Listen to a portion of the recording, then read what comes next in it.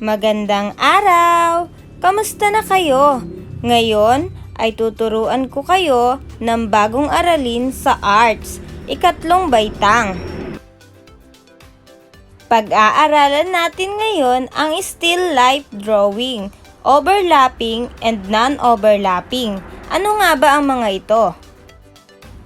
Pagkatapos mong mapag-aralan ang mga araling ito, ikaw ay inaasahang maipipinta mo ang isang still life drawing sa pamamagitan ng pag-obserba sa hugis, kulay, at tekstura ng mga bagay.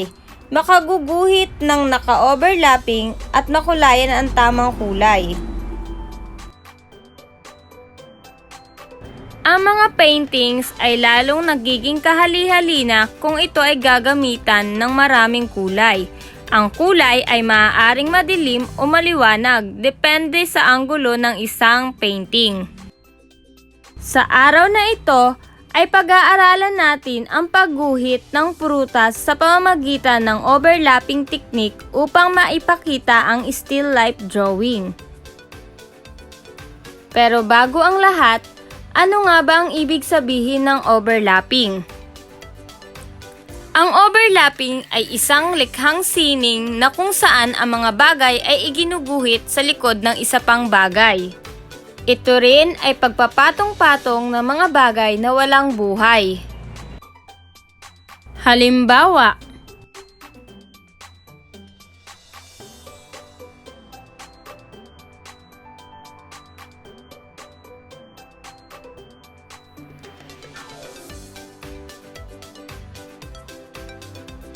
ano naman ang ibig sabihin ng still life painting? Ang still life painting ay iginuhit at ipinintang mga bagay kagaya ng mga prutas, mga bulaklak at mga kagamitan sa bahay na karaniwang nakaayos sa ibabaw ng lamesa. Naiguguhit ang still life drawing sa pamamagitan ng pagmamasid ng mga hugis ng mga bagay, kulay ng mga bagay at mga tekstura ng mga bagay. Ang still life ay maaaring pagguhit at pagpinta ng mga bagay katulad ng prutas, bulaklak at mga kagamitan sa loob ng bahay na kadalasang nakaayos sa ibabaw ng lamesa. Halimbawa, maaaring maging modelo ang mga prutas na nasa basket at ito ay nakaayos sa mesa. Maaari ring maging modelo ang mga kagamitan sa loob ng bahay at ito ay nakaayos sa mesa. Maaaring maging modelo ang mga bulaklak na nasa vase at ito ay nakaayos sa mesa. Nagagamit rin ang overlapping technique sa pagguhit ng still life.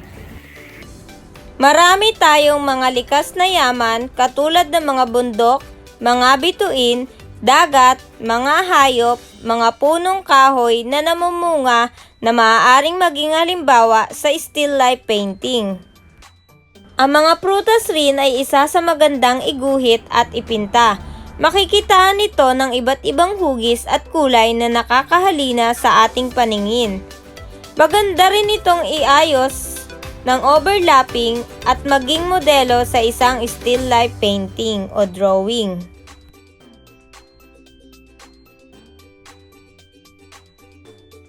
Sagutin ang mga sumusunod.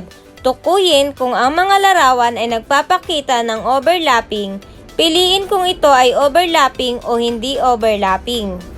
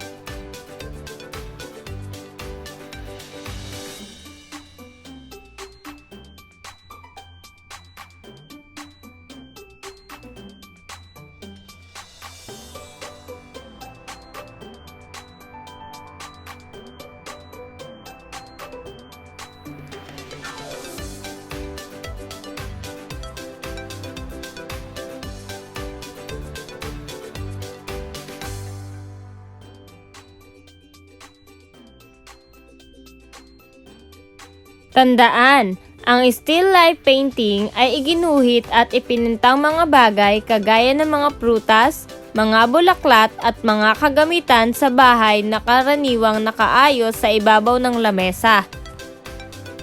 Ang overlapping naman ay isang likhang sining na kung saan ang mga bagay ay iginuhit sa likod ng isa pang bagay. Ito rin ay pagpapatong-patong ng mga bagay na walang buhay.